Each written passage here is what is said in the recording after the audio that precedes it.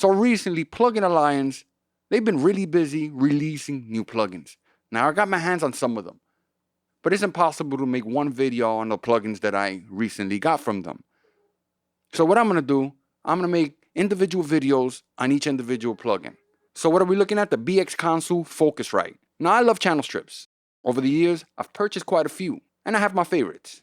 So we're gonna take a look at this one, and I'm gonna tell you what I like about it. So before we do anything, I got this session here, something that I started working on a long time ago, and I never got to finish.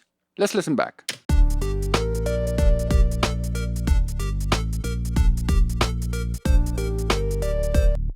All right, so let's take a look at what we have here.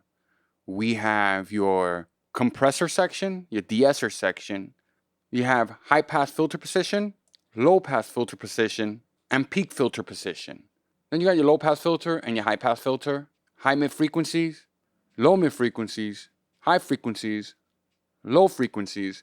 Then you have your output section. And of course, you have some really nice metering. You have your compressor, gate, random channels, one, all, which we're gonna get to in a second.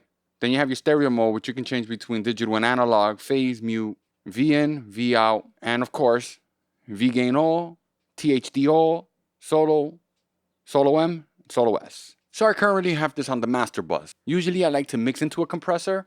So we're gonna start messing around with the threshold and let's see what we can do.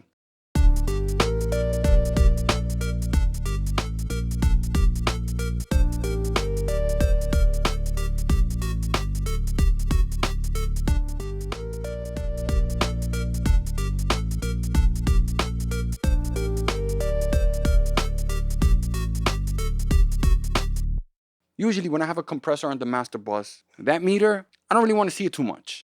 I'm usually doing around 4 dB of compression. Some of you guys might think that's a little too much. So what I would advise, just back off a little bit on that threshold. Also, you want to mess around with your attack and release. Normally I like to set my release to a really fast release. Now if I make this a little slower, the compressor is going to hold on to the signal a lot longer. That might be a good thing or a bad thing, depending on what you're working with. If we wanted to, we can add a little bit of high mid frequency.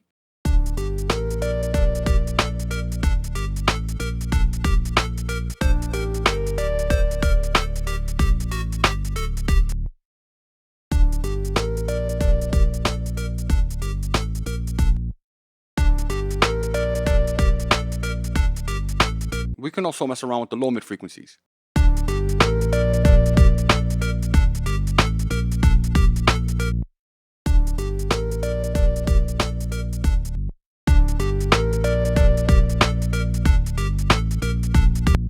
So let's look at the highs.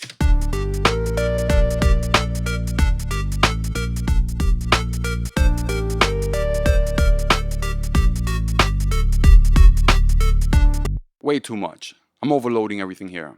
What I'm doing here is pushing this plugin to its limits. I want you guys to hear what it's doing. So I'm gonna put the plugin on bypass. The only thing you're really hearing is the master bus compression. And that's probably only doing around minus 1 dB. So we're gonna take a look at the gate section. Here's where we started. Take the plugin out of bypass.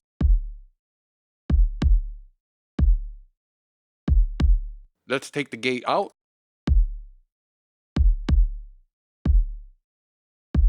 So we're gonna mess around with the range. Let's bring the range a little back and let's see what happens.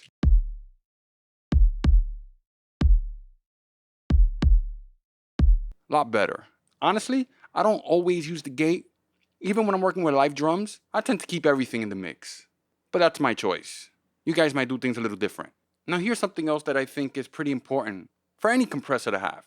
A key input. You can do so much. Now we're not gonna cover what exactly can be done with this key input. I've done it in other videos. But it's a pretty important option. So over here we have input level. It's way too much. And over here you have V gain. In other words, the analog noise. How much of it you want? Now think about your favorite channel strip that you have. Now I'm sure whoever modeled that specific piece of gear, they only modeled that one channel strip or that one compressor. So if you go out right now and buy 2 specific compressors, they're the same compressors, but they're gonna sound slightly different. And there's a couple of reasons why that happens.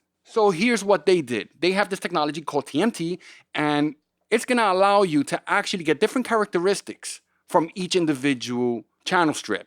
So you take a look here, I got 1 and 2, then I have 3 and 4, 5, 6, and so on. So normally we just put the same exact compressor or the same exact channel strip across the whole session, and it's just that one channel strip. This is actually emulating that console experience. Every individual channel strip sounds slightly different. This option has been on since I started the video. So there you go, that's the BX console Focusrite channel strip. I think it's fantastic. Like I said, guys, I have quite a few more plugins that I got from Plugin Alliance. Hopefully in the upcoming weeks, I'm gonna be showing you guys some amazing plugins from Plugin Alliance.